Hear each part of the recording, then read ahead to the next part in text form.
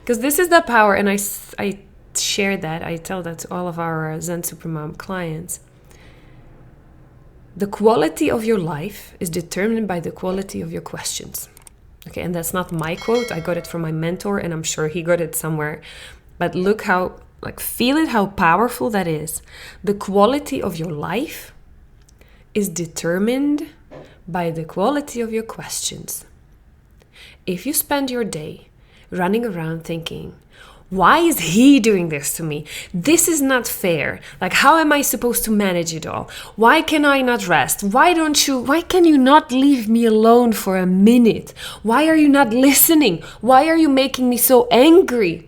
How is it, how can I even take some time off? It's blah, blah, blah, blah, blah, blah, blah.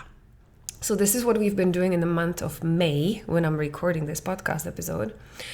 Our theme of the month in the group has been, wouldn't it be fun if?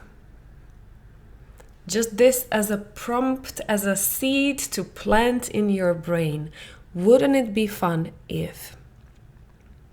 Because if for some reason you got attracted into this podcast episode, it would suggest that you might be struggling with some of the things that our clients are struggling and that I am still working through as a busy business mom and helper for others, but being here for myself too.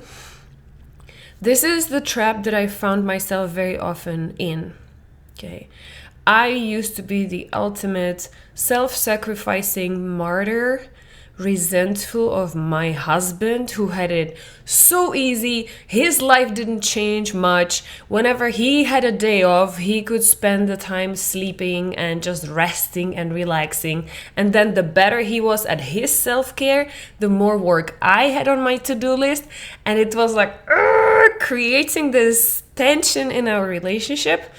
It was making me feeling stressed and feeling I didn't like it. I always wanted to be a mom. I always wanted to be a wife. But I didn't. I was is that how it really is supposed to work? And I saw my parents doing exactly the same thing, by the way. And even though I wanted to have it different, I was wondering how? How? Because I still have a daughter to take care of.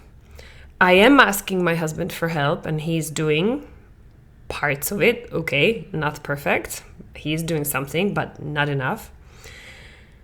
I quit my job and started a business, which brought a whole set of new things to work through.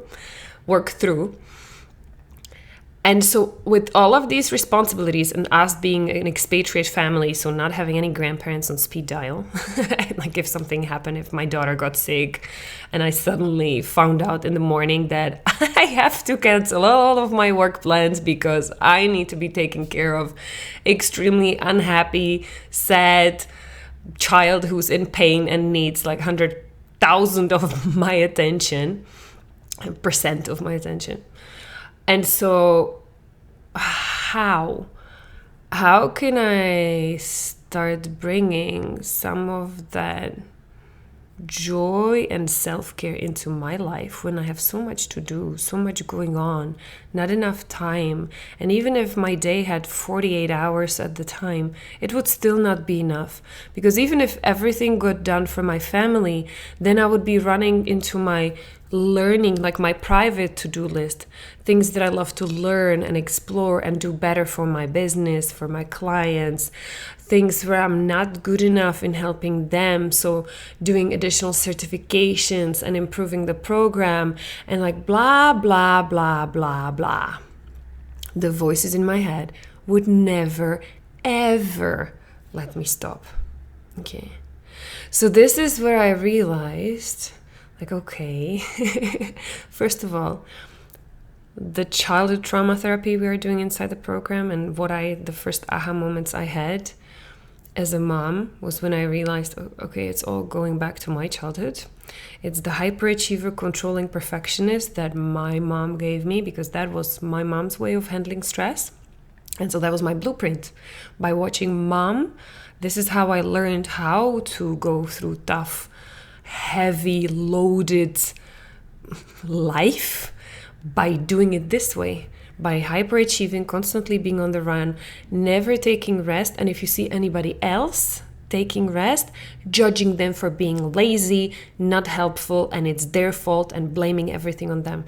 This is what I learned by watching my mom. And no matter how hard I try to change it, and for my life when I became a mom, it was hard because I didn't know. I still love and admire my mom. She was my hero always. I knew there were some parts that I wanted to do in a different way, but how? So the first step was I cleaned up that childhood. I cleaned up that pain of what results it had on me growing up with a mom like this, without blaming her, without finger pointing at her. And then I had to learn the healthy way of coping with stress, healthy way of, first of all, recognizing that these voices in my head, they're not telling the truth. It's not the truth that if I just keep running after my to-do list that it will get done, and then I will be worthy of feeling good about myself, feeling good enough, because that moment never comes. Because your to-do list never ends, right? The moment you run at the bottom, your super smart brain already figures out the next thing to put down there on the list, right? And there's always something that gets undone. So then at the end of the day, you're going to sleep and you're still feeling like, and I still have to do this. So I can't feel good about myself because I didn't do everything. And then even if you do everything that day, then I don't know how about your voices in my head, but mine were then criticizing me. Even if I did everything, I didn't do it perfectly or well enough. So then my perfectionist voices in my head kicked in saying like, well, you did this, but you could have spent more time, you could have done it better, and there are other moms who do it even better, and with a smile on their face, but you yelled at your daughter, you lost it. Thank you, perfectionist. Thank you, judge, in my head. Yeah. And even if everything would then be finished on my list and even being as perfect as possible, then my controlling voice would jump up in my head, starting to plan the next day. Of course, you're always 10 steps ahead, right? While you're trying to do what's on your plate today, you're already planning for the next day and week and month so that you can anticipate and make everything well organized and structured so that you can save time and be more efficient. Amazing. Great. How is that working for you? Well, it didn't work for me. All it did was leaving me stressed, resentful, not having any fun. This is where I see this happen so often with so many moms. We start to lose ourselves for the sake of those to-do lists, for the sake of doing everything for everybody else and putting ourselves not even at the bottom of the list.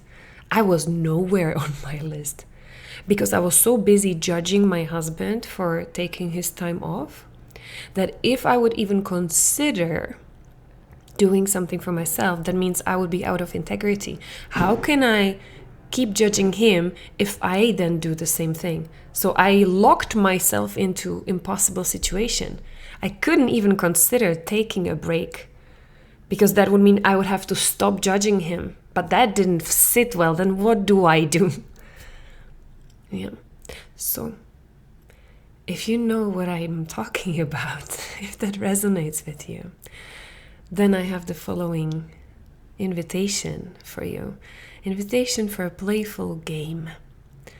Just consider what would happen if you flipped the script in your head and instead of all of this heavy, not fun, painful, stressful stuff that I just described, you planted a thought in your mind that starts by saying, wouldn't it be fun if? And just wait what comes up.